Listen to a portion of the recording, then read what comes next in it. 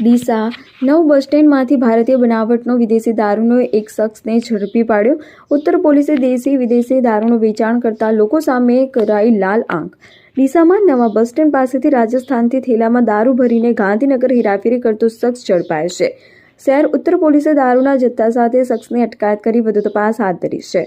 બનાસકાંઠા જિલ્લામાં દારૂની બદીને અટકાવવા પોલીસ સતર્ક બની છે, ત્યારે બુટલેગરો પણ અવનવી તરકીબો અપનાવી દારૂની હેરાફેરી કરી રહ્યા છે.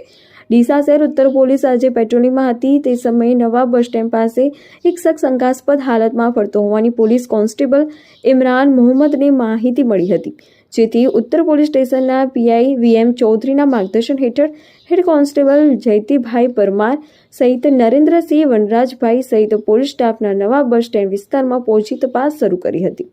તે દરમિયાન એક થેલા સાથે શંકાસ્પદ હાલતમાં ફરી રહેલા શખ્સને ઊભા રખાવી તલાશી લેતા તેના થેલામાંથી દારૂની બોટલો મળી આવી હતી.